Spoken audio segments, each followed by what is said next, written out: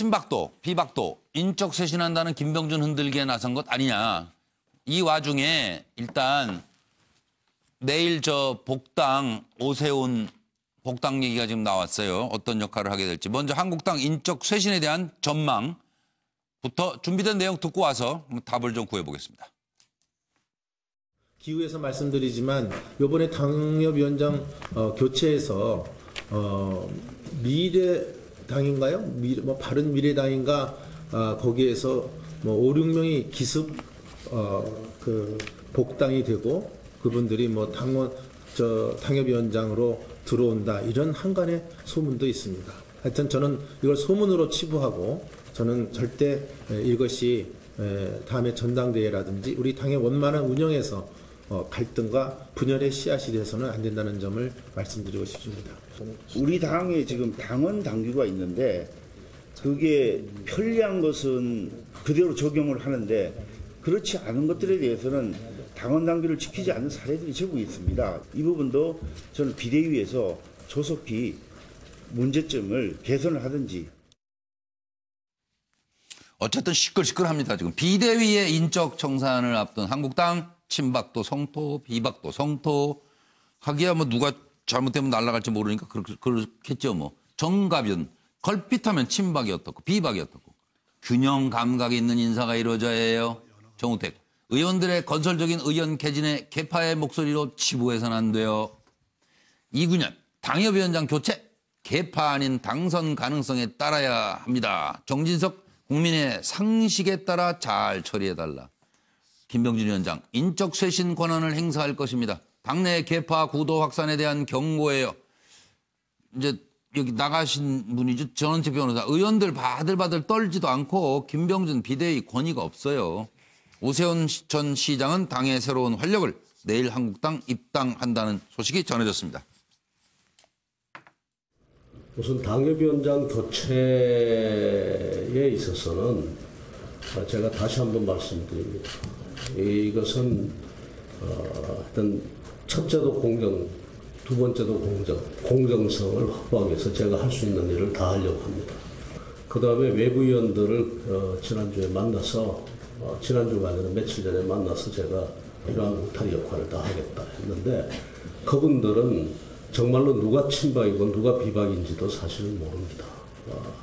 그래서 객관적 자료를 가지고 하실 거라는 말씀드립니다. 저 역시 마찬가지입니다. 입당이 임박했다 이런 얘기도 좀 나오는데 결정은 내리셨습니까? 아직은요, 시기까지 정한 건 아니고요. 하여튼 입당은 조만간 하긴 해야 될 것 같고요. 다만 이제 전당대회 출마에 대해서는 아직은 그 전당대회 규정이나 또 지도체제나 이런 것이 결정된 바가 없기 때문에 그런 점을 보고 또 충분히 또 고민을 해야 될 그런 사항들이 있기 때문에요. 이제 그래서 아직 결심을 완전히 못하고 있습니다. 참 정당이라는 게 우선 정치부 현장 오래 있었던 우리 김광덕 부장부터 말씀해 주세요. 어떻게 돌아가는 거예요, 한국당? 한국당이 지금 원내대표 경선이 12월 한 10일 전후에 있는데 그다음에 이제 2월 말이나 3월 초에 이제 전당대회 당권을 뽑는 전당대회 바로 전투예요, 그냥. 그러다 보니까 자기 가까운 계보 사람이 되면은 자기 공천에 유리해지니까 이제 벌써부터 개파 싸움이 어떻게 보면 자연스러운 거예요, 지금. 그러는데 자기 가까운 사람이 돼야 자기도 살아남잖아요.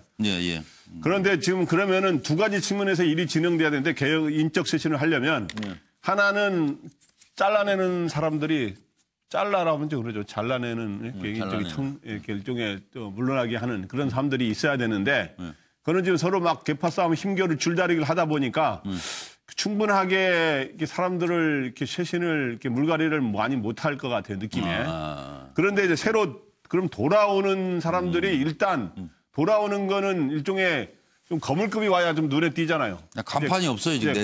그게 이제 관심인데 저는 이제 돌아오는 걸 연어에 비유했는데 연어가 돌아오는데 그 전에 김무성 전 대표가 돌아왔고 그럼 오세훈 전 시장이 이제 내일쯤 돌아온다는 말이 있는데 그럼 그 이후에 황교안 전 총리라든가 유승민 전 대표 전 대표 등이 과연 돌아오는 것까지 가느냐. 그렇게 많이 돌아오면 누구의 어느 당 사람이 그러는데 지지율이 좀 오른다는 거예요. 그러면은. 네, 예. 그러니까 이제 저거에 상당한 기대를 하고 있는 거죠 지금. 네, 그럴 것 같아요. 방향이 일단 뭐 저기 김종욱 교수님은 어떻게 분석하세요? 네. 그 김관태 본부장님은 이제 이제 미래를 말씀하셨으면 저는 홍준표 전 대표께서 진단한 게 적실하다. 이제 말씀하신 게 서로 힘을 합쳐서 난파선을 보수할 생각을 하지 않고 난파선 선장키라도 서로 차지하겠다 호남도 욕심으로 가득 차 있다라고 이제 진단을 하신 거잖아요. 자유한국당에 한국당에 대해서. 근데 난파선이 된 이유가 뭐냐? 저는 박근혜 대통령 탄핵 사유였고요. 그 탄핵 사유 이후에 거기에 대해서 반성하지 않았기 때문에 지방선거에서 또 한 번 정치적인 탄핵을 당했던 게 자유한국당이지 않습니까? 그러면 그 이후에 비대위 차원에서 반성과 대안을 제시해야 되는데 그 과정을 보면 제가 볼 때 말짱 도는 것 같다는 느낌. 계속 지금 개파 갈등이 계속되고 있죠. 그다음에 저는 냉전 수구적 관점은 지속되고 있죠. 뭐 귤상자 얘기가 있고요. 그다음에 과거 낡은 정치 답습하고 있죠. 판유총 지지하고 있고 또 한부모 예산 삭감하다는 얘기하고 있고. 저는 이런 문제들에 대한 어떤 대안이 없다면 인적 쇄신이 없다면 저는 오세훈 뭐 이런 분이 온다고 하시더라도 뭔 변화가 있겠느냐? 전 뭐 대책이 없을 거라 생각을 합니다. 그런데 뭐 난파선인데 왜 안 내려요? 다 부서졌으면 내려야 되는데. 아직 난파선인데 중고값이 좀 나가는 것 같아, 배가. 예. 아직 뭐 보수 지지층을 믿고 있나 본데요. 네. 거기서 안 내리시는. 리스했기 때문에 리스를 2년 뒤까지 갚아야 되거든요. 그렇게 해석을 하세요. 네. 그래서 어떻게 보세요? 그랬을 때. 저는 기본적으로 현재의 그 김병준 비대위원장이 소련 말의 고르바초프처럼 되고 있다. 그러니까 강훈 양쪽에 다 비판을 받는 입장에 처해게 됐다. 그렇게 봅니다. 결국은 그렇게 됩니다. 친박은 친박대로 위기감 또 나머지도 현재 모든 지역위원장은 어쨌든 나에게도 칼이 들어올 수 있다 이런 위기의식 속에서 이렇게 얘기를 하고 있고요. 핵심적인 것은 그야말로 방금 김노 교수 얘기했습니다마는 실제로 구조적인 그야말로 어떤 개편이라든지 체질 개선을 해내지 못하고 또 그런 권위를 갖고 있지 못한 상태에서의 칼자루를 지었을 때는 아무 의미 없이 받아들이고 여러 가지 반란이 많을 것이라는 보여지고 그런 의미에서 조금 더 체질 개선을 할 수 있는 인물이 들어오기보다는 지금 현재 내일 입당하시는 분도 보면 어떻게 보면 이미지 정치, 타이밍상의 절묘한 자기 정치를 하는 것이라서 좀 아쉽다 그런 생각이 듭니다. 뭔가 뭐 희생 정신을 보이는 사람이 좀 있어야 될 것 같기도 하고요. 노영 변호사님. 기본적으로 쇄신을 하려면 두 가지가 필요한데요. 사람이 바뀌든지 구조가 바뀌든지 그래야 돼요. 근데 지금 한국당이 뭐 구조가 지금 별로 바뀐 것 같지 않고 인적 쇄신하겠다 그러니까 사람을 바꾼다는 거예요. 사람 자체를. 그럼 어떤 사람을 바꾸겠다는 거예요? 전제가 돼야 되는 게 바로 새 인물이 있어야 된다는 거거든요. 그러니까 새로운 사고방식을 가진 새로운 인물이 나타나야 이게 제대로 된 쇄신이 일어나겠죠. 근데 지금 김병준 비대위원장이 가지고 있는 풀이 과연 정말로 새로운 인물이라고 불리는 사람들로 구성된 풀이냐. 저는 그 부분이 사실은 조금 의심스럽고 또 하나는 인적 쇄신의 내용이 뭐냐는 거예요. 지금 그 대선 주자로 그 자유한국당에서 계속 얘기되고 있는 인물들이 황교안 전 총리라든가 오세훈 전 시장이라든가 이런 분들이잖아요. 그런 분들이 옛날부터 이제 나온 분이에요. 물론 뭐 황교안 전 총리는 뭐 정치를 하신 분은 아니지만 그분이 가지고 있는 이미지는 기존에 있는 자유한국당의 이미지하고 같은 거거든요. 그런 상황에서 이분이 카리스마가 있는 것도 아니고 비대위원장으로서 이분이 다른 사람들하고 뭐 완벽하게 딱 물리치고 내 혼자 알아서 하겠다 해서 뭔가를 그동안 성공해 본 적이 없는데 이게 과연 될까요? 잘 될 것 같다는 사람은 없어요? 저 문제 하실래요? 자연님 시간이. 네. 해요? 예. 그 한국당 참 저도 걱정해요. 그죠? 예. 우리 김종국 교수님 참 구태의연한 이슈에 아직도 머물러 있고 참 내부는 아직도 있고 그죠? 참 큰일 났어요. 우리나라 보수축인데.